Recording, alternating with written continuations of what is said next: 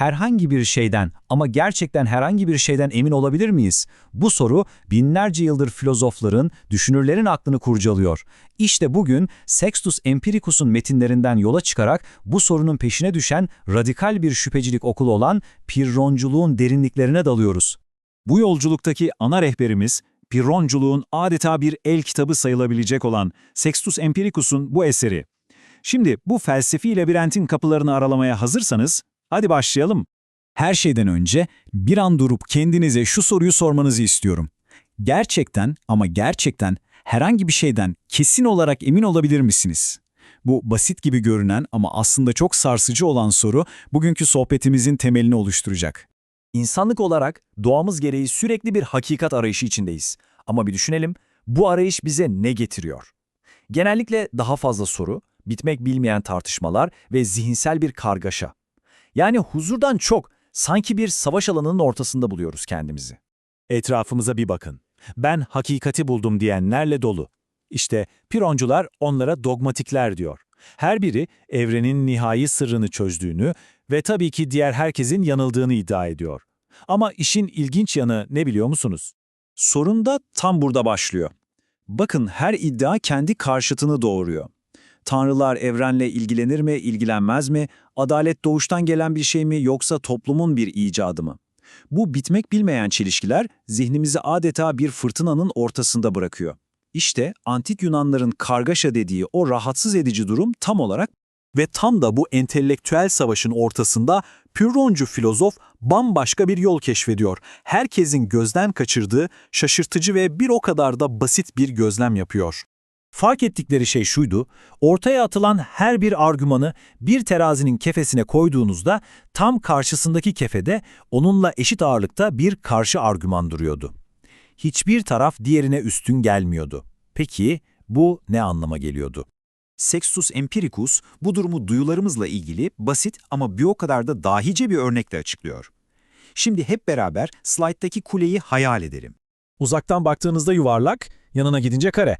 Duyularımız bize iki farklı, çelişkili bilgi veriyor. Peki, o zaman soruyorum size, kulenin gerçek şekli ne? Gözlerimizin uzaktan gördüğüne mi güveneceğiz, yakından gördüğüne mi? Hangisinin doğru olduğunu nasıl bilebiliriz ki?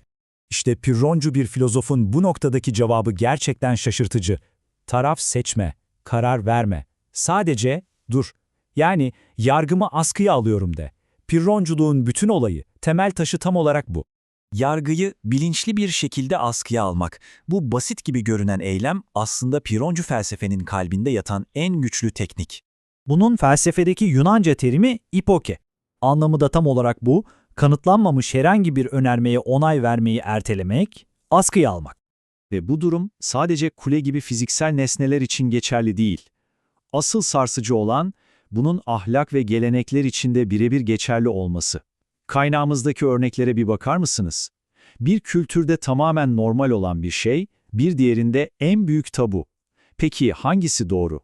Pirronci'ye göre bu soruya kesin bir cevap vermek imkansız. Peki tamam anladık ama tüm bu çabaya değer mi? Yani sürekli olarak yargıda bulunmaktan kaçınmanın, bilmiyorum demenin bize kazandırdığı şey ne olabilir? İşte cevap, başta kimsenin beklemediği bir yerden geliyor.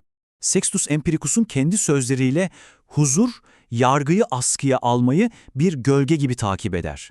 Yani onu doğrudan hedeflemezsiniz. Siz hakikati bulma çabasından vazgeçtiğinizde bir yan ürün olarak hiç beklemediğiniz bir anda o huzur ortaya çıkar. İşte bu sarsılmaz, dingin zihin hali. Yunancasıyla ataraksiya. Sürekli haklı olma savaşından, o zihinsel kargaşadan arınmış bir sükunet. Şüpheci yolun en büyük armağanı, en büyük ödülü de tam olarak bu. Ama aklınıza haklı bir soru geliyor biliyorum. İyi de her konuda yargıyı askıya alırsak günlük hayatta nasıl yaşayacağız? Hiçbir şey yapamaz hale gelmez miyiz? Hayır, kesinlikle hayır. Bu felsefe sizi bir heykele dönüştürmez. Pirroncu, mutlak hakikati bildiğini iddia etmeden hayatın akışına katılır. Peki nasıl? Doğa, bedeninin ihtiyaçları, içinde yaşadığı toplumun gelenekleri ve öğrendiği meslek ona yol gösterir. Yani bir kuşkucu acıktığında yemek yer, susadığında su içer, toplumun kurallarına uyar ve işini gücünü yapar. Ama bunları mutlak doğru oldukları için değil, pratik ve yaşanabilir oldukları, hayatını devam ettirmesini sağladıkları için yapar. Görüneni olduğu gibi kabul eder, o kadar. Ve böylece en başa dönüyoruz. Pironculuk bize modern dünyada belki de en çok ihtiyaç duyduğumuz soruyu soruyor. Eğer mutlak kesinlik arayışı bizi sürekli bir kaygıya, bir kargaşaya sürüklüyorsa belki de asıl hedefimiz bilmek değil, huzurlu olmak olmalıdır. Siz ne dersiniz?